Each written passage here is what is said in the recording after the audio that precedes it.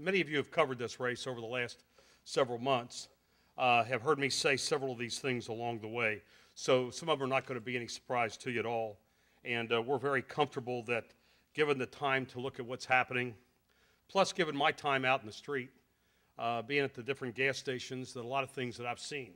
And I've seen, having grown up on a farm, watched what fuel meant over the years, what labor costs meant, how difficult it is, especially in times when everything is suffering. I mean, as we sit here today at the UAW, we know what kind of impact middle class is having on America.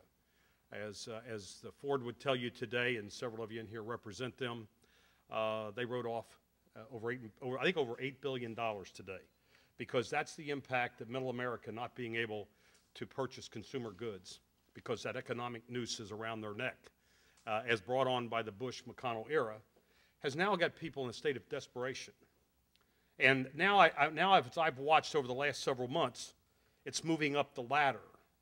And that is that people now are worried about their retirement, their 401k plans, their expenses going up, those with fixed income. It's no longer just impacting those people who drive. There are people who really don't drive a lot who are suffering in other ways. One of the examples, I had a little lady in a van, bought $3 worth of gas. And I couldn't understand why she could buy $3 worth of gas. And the only thing she said to me was, I just have to know that I've got enough gas to get me to my doctor and to the hospital. And I've watched similar events across the state. And there was a poll taken about, I guess, a week or two ago by Survey USA that showed how much impact gas prices are having on the country today. That over 65% it's affecting, changing their summer vacation plans. And in some places, some people are actually canceling. It also said that 90% of the population has actually changed their behavior because of gas prices. Well, I could say to you that in the 4 different places I've worked at in the state have been consistent about one thing. People are buying fixed amounts. They're buying $5, $7, $12, $15. A percentage that's much higher than 60, 70%. And I think that's because it's now become part of their rationing. And they've watched it impact their groceries and everything else. And everything that happens for a reason, but when you look back at the last 6 years, there's been very little interest in the Bush-McConnell era about what the general consumer, what the middle class care about, what the middle class need. And this is a clear example of what happens when you feed the wrong end of the horse. And what has happened in this particular instance is the middle class and the pear is the big part of that pear. And now they're starting to have an impact on everybody. And people are panicked and people are upset because they don't see a light at the end of the tunnel. But I happen to believe there is a light at the end of the tunnel. I believe changes can be made. Just like Jim Webb personally took it on his back to change the way veterans are treated. With the right energy, the right enthusiasm, and the right beliefs and passion, you can change what this country does about certain areas. And we put together an 8-point plan that I don't have to reiterate a lot of it to you because I know you're going to want to ask questions. But there are 2 or 3 things that are very obvious that could have had an impact quickly. And this Senator McConnell has been against.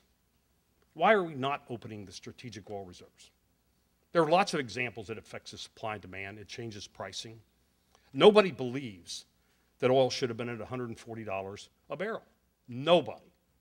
Nobody believes it cost anywhere near that much to produce. It would have definitely had an impact. But the American public and Kentuckians are very smart. They are cutting back their consumption. They are doing things that they will let them survive. We have an agricultural-based state. We have a state of common sense. They know how to survive difficult times. They're hardy. That's why I'm proud I'm a Kentuckian. I've had a few of those myself, and I know what that feels like. And it's time to hunker down and change the way America does things. And one of the things we have to do is begin to think about what's good for everybody, not what's just good for a select few of special interest groups. And if you look at what we're talking about today, by opening the strategic oil reserves, yeah, it will impact the friends of George Bush and the friends of Mitch McConnell, but it'll also impact everyday America. And there's no reason not to fully close the Enron loophole. There's no reason why not to shed the light of day on traders. What if they really are doing wrong things, as many people suspect? Now, we have lots of opinions, but what's it hurt to have transparency? What's it hurt to change the laws to protect the public? And then what was wrong with a gas tax holiday that would save the average family that fills their gas tank 2 times a week because they have to? Not because they want to, but because they have to. $280 a year. At a time when they're worried about making mortgage payments. And that's why we called for it early. We've never changed. We've never varied. It's not a long-term solution. Those 3 things I just talked about are all solutions for the immediate problem we have today, to help people with some relief. But then you also have to do other things. Certainly we need to increase domestic production. But one more time we have a senator that uses propaganda to convince people that more drilling right now will solve the problem now. No, it won't. We consume 25% of the world's production. We produce 3%, and we're the 3rd leading producer in the world. And absolutely, we should be drilling everywhere we can. But let's say we double that. Let's say we double drilling, so now we produce 6%. One thing that I've found about Senator McConnell, he's not really good with math. Just like McCain's not very good with economics. He said recently that 30 years ago, I was with John Y. Brown. Hell, really, the first day that I got there was 28 years ago. But that's the propaganda that you see constantly. And that's what we're getting now. We're getting propaganda. I want action. I want action. The public wants action. And we're going to try to give the public that. And then we can tap into oil shale. But again, it takes time. It's not going to solve the problem immediately. But more importantly, why don't we approach the energy problem the way that entrepreneurs took on the internet and took it from this government system for security and turned it to one of the greatest commercial opportunities this country has ever had. And it's been wealth made the right way with people that are idealistic, that are trying to change America. Just today, Facebook announced, which is one example, that they went from 24 million users to 90 million in a year. That's what innovation does. Why aren't we reaching out to get that innovation now and bring the technocrats together and bring the venture capitalists together and bring the entrepreneurs together with government to solve the problem long term? And then the most disappointing thing to me when I looked at the plan of what I've seen up there is the lack of opportunity for coal. In case Mitch McConnell's forgotten, over 24 years, we are a coal-producing state. We're a state that has coal reserves that could bring abundance of economic recovery to this state. And I'd like to remind him, after 24 years, he represents Kentucky.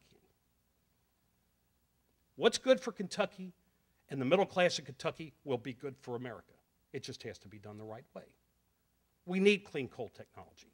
We need to use liquefaction of coal to do the right things.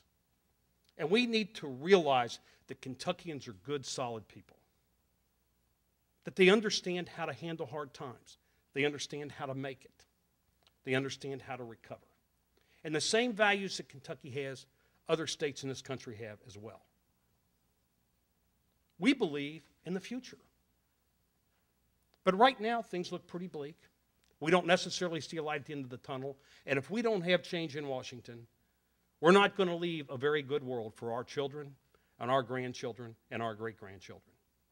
And energy is just one of those areas. You'll be seeing us discuss many of the other areas over the next several weeks and several months. While my opponent only spends his money from the special interest groups to attack me. And that's okay. Because I believe Kentuckians are smarter than that too. And I don't believe they will be insulted one more time. It's time to throw several of them out. And one of them needs to go is the guy I'm running against, Mitch McConnell.